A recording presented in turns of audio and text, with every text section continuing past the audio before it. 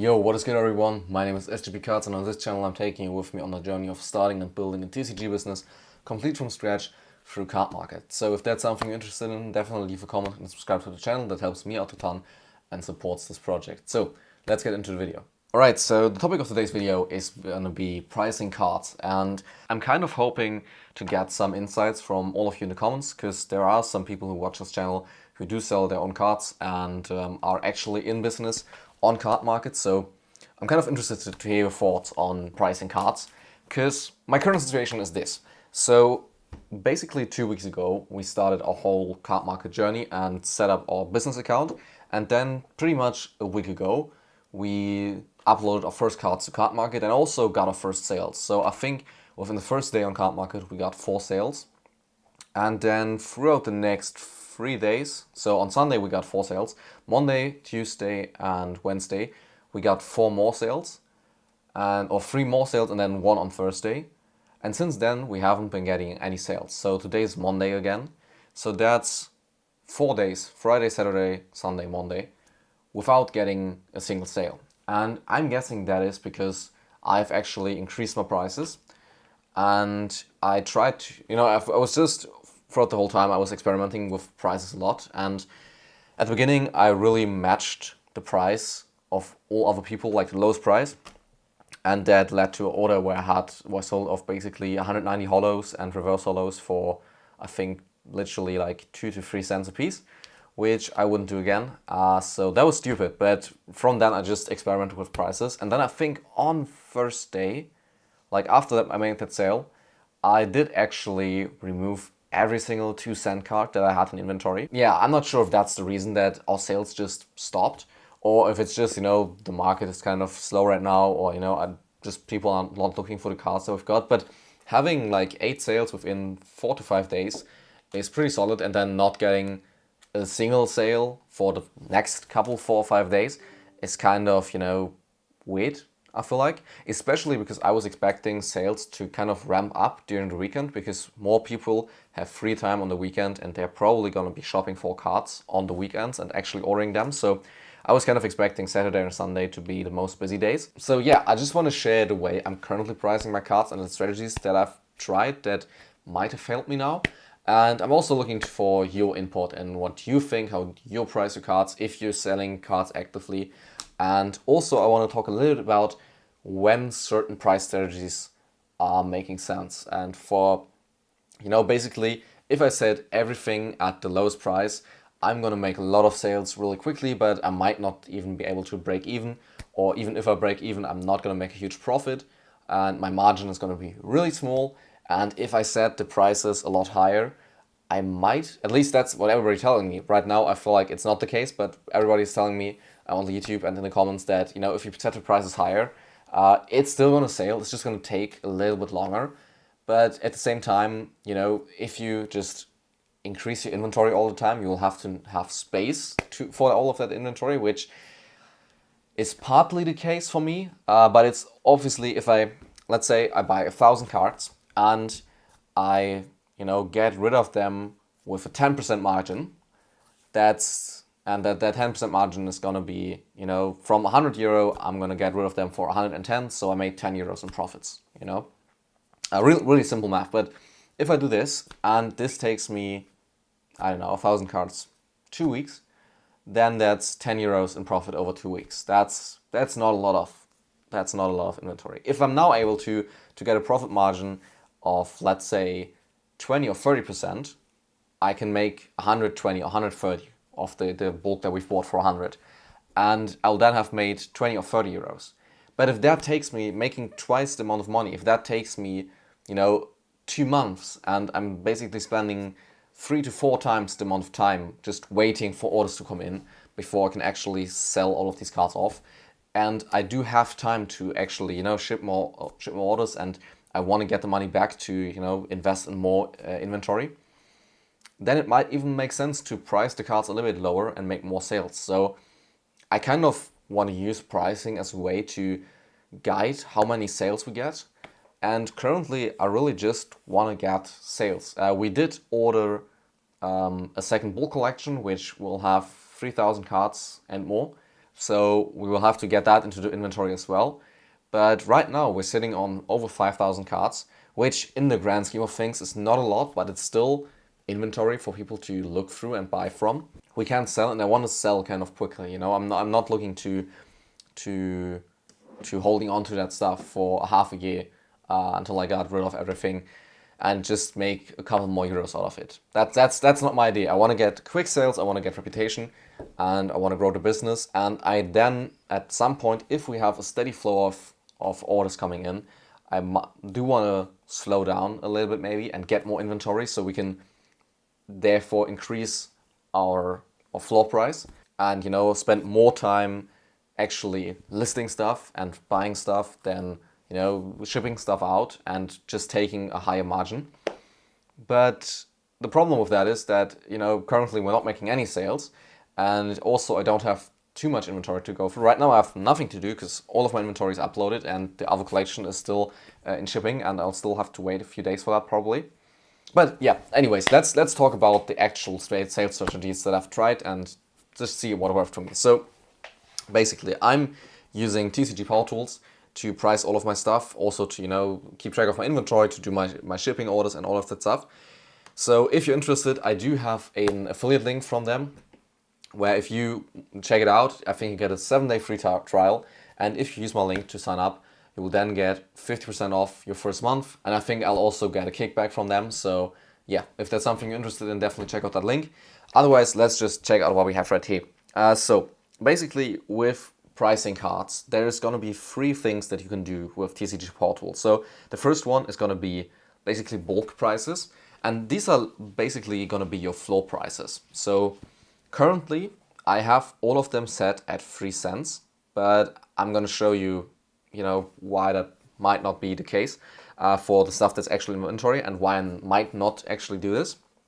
So as you can see, other is 3 cents, common is 3 cents, uncommon is 3 cents, rare is 3 cents, and then holo rare 4 cents, double rare 10 cents, and so on and so forth.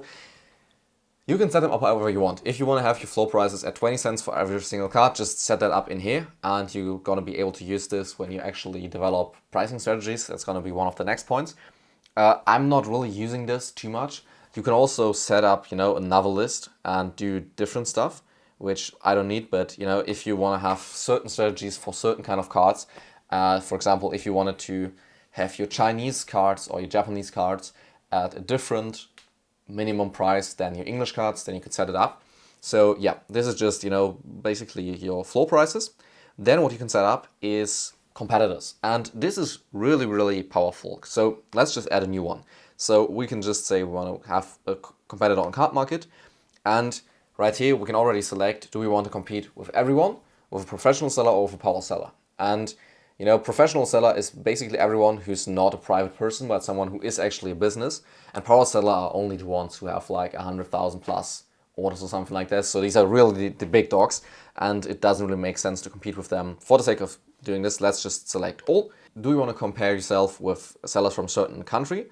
And I'm just going to select Germany right here, because I am only shipping to Germany, and I'm also only applying to German people. And these I'm not trying to compete with Italians and people from France and the UK, as the German market on Cardmarket is big enough. Then you can also set up the minimal reputation. So I'm just going to say good, because right now we only have good reputation as well.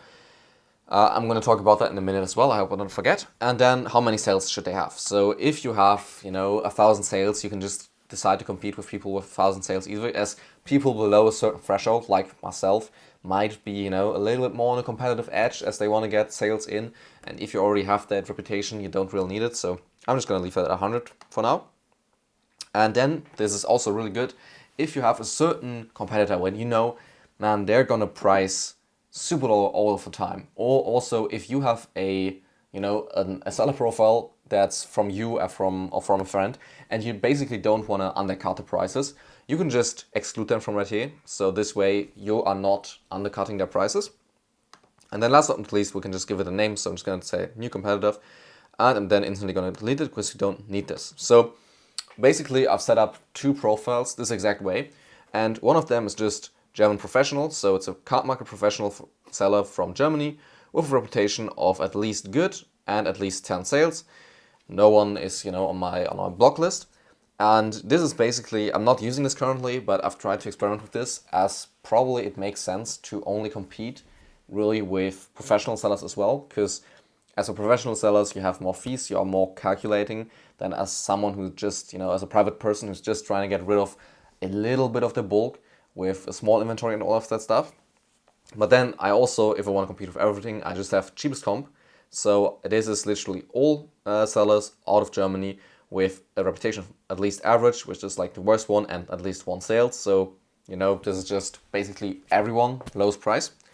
And once you have these competitors set up, you can actually develop pricing strategies. And right here, I've tested two pricing strategies. One of them is literally just being the cheapest on the market. So basically, this tells me that I'm trying to be on Cardmarket 1 cent lower than the fourth cheapest seller out of the cheapest comp, so out of everyone basically. So in theory, if there is a card and the cheapest person is selling it for 10 cents, then there's one for 13 cents, then for 14 cents, and then one for 15 cents. We're gonna basically take the price of the fourth seller in that list, and we're gonna undercut it by 1 cent.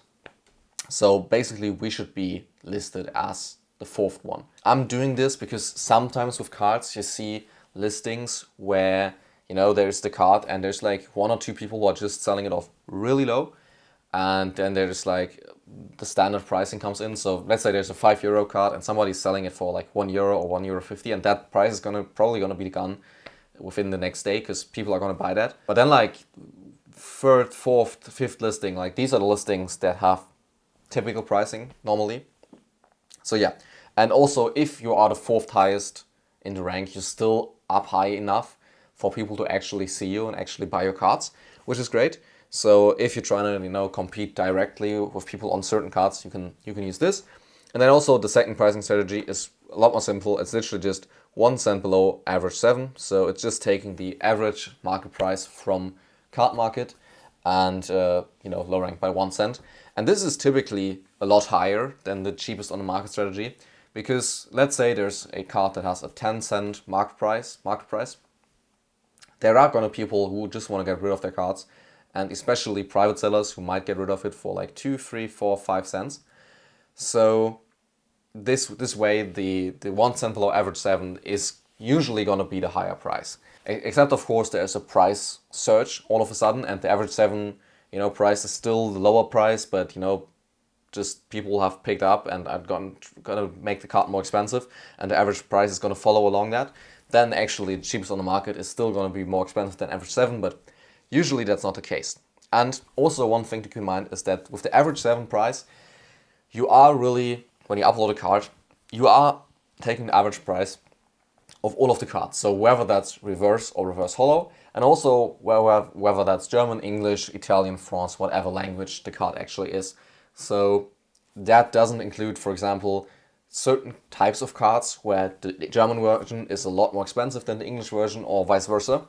And this is actually a part in the cheapest on the market thing, because once you're directly competing with other people, TCG Power Tools is actually capable of taking the exact card that you have. So let's say you have a German version of that card as a reverse hollow, and match it to the fourth lowest, offer from somebody else with the exact same text. So also a German card, also reverse hollow, all of that stuff.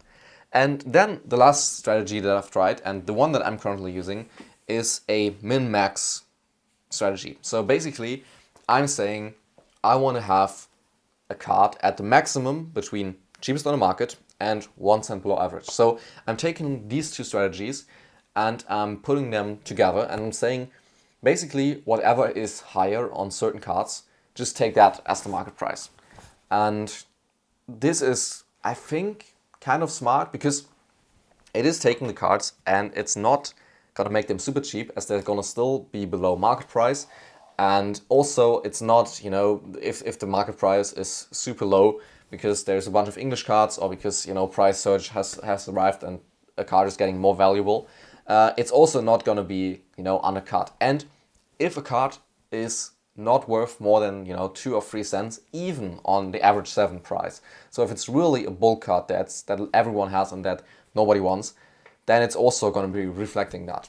And then, as you can see, inside these two strategies up here, there is like the bulk price thing, and you can either set this to none, in which case it will just go as low as 2 cents.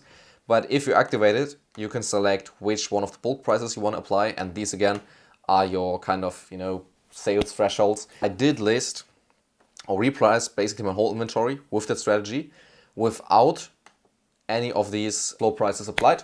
So there are a lot of cards in my inventory now that are worth 2 cents, as you can see, especially energies and stuff like that. It's not really worth a bunch. But then there are also cards that are gonna be worth more. And for these ones, the strategy really makes a lot of sense. And to be honest, like before I did the reprice, and I had a lot of cards priced in at 3 to 5 cents, and a lot of cards probably higher than their value would be. The value of my whole inventory was like 250 euros, and now it's back down to 230 euros, which is 20 euros less, but it's not a substantial amount. It's like less than 10% of value decrease for having fair prices and also for having cards that are at 2 cents. If we would actually go in, and this is the next thing that I've set up a pricing program that takes the cards and takes all of the 2 cents cards and reprices them to at least 3 cents, it is going to be worth more. So the next thing you can do is set up a price bot, which is basically going to take a pricing strategy. For example, in my case, that's the min-max inventory, and it's going to apply that to your articles. And you can do really a lot of fancy stuff by just moving around different parameters, and you can say I only want this collection be 10% above market, and I want this collection be 10% below market because I have a bunch of stuff with it and I want to get rid of it, or I want to have foils a lot higher than non-foils, or this or that. You can do a bunch of stuff with this thing, and it's going to be automatically repricing your card every night, so you're still not losing out on anything, which is great. And in here I have the 3 cent floor price activated, and as you can see, this is for 1,000 cards. The amount definitely of worth definitely increased, so from 111 euros to 132 euros, and that's just throughout 1,000 articles basically. So we're gonna see how that works out when this is gonna overrun everything overnight and put all of the 2 cent cards at 3 cents. For now, I think I'm totally fine with selling cards off at 2 cents, especially because, again, we are not making sales. And like, I guess if I'm not making sales, I need to lower my prices. That seems to be the case. And we'll see if, repricing stuff like this actually makes a difference and actually works. Also, I feel like a problem might be that we actually got 6 ratings. And before that, if I actually log into my Cardmarket account and I show you my profile, here you go. And before of that, we had 100% rating, and we had 8 sales or something like this, but we didn't have this rating right here. And basically the rules on Cardmarket state that you will have to have 6 ratings in order to get a rating, and then the highest thing that you can get is a good rating, which is like this star. And then once that increases and you have, I think, 36 sales, you're also going to be able to get a great and outstanding rating or something. It's called something like this. And the problem with that is that basically I can't get a higher rating right now, and maybe that is discouraging people from buying from me because they would rather buy from somebody who is good rating. If you click on the profile and you see like my rating is actually excellent, it is the best rating you can get.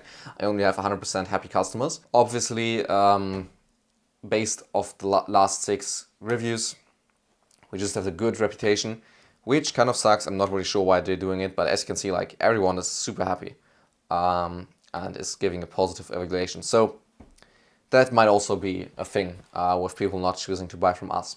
Now, all of this aside, I'm really interested to hear what your pricing strategies are, and if you have any recommendations from me. Over time, I definitely want to increase floor prices and I definitely want to go higher. But for that, I feel like we need more sales. We need to get that professional reputation going where we have 36 sales. And also, I kind of want to get rid of inventory so we can actually start buying new stuff. And I think tomorrow I'm gonna do a whole breakdown where I show you all of the cost that was involved in starting up this business, basically 2 weeks after actually getting started. And yeah, we took really about 500 euros of startup capital, and we are now basically much stacked with shipping materials. So also, I just want to show you this. Today we had 1,000 of these arrive, so not 1,000 of these packages, but 10 of these packages with 100 team bags each. And interestingly, these are actually smaller than the ones that I bought from Amazon. So I thought these were just like a repackaging, like a repackaged thing. But the ones we ordered from Amazon, as you can see, are actually substantially bigger than the ones we got from Ultra Pro, which is not a big deal. Like, these are way too big for what I'm using them for, but it's still interesting to see that. But yeah, still a bunch of cards fit in here. Each of these costs, I think, about 2 cents for us, so the shipping cost is really gonna be low, rather than the 5 or 6 cents that I paid on the other ones.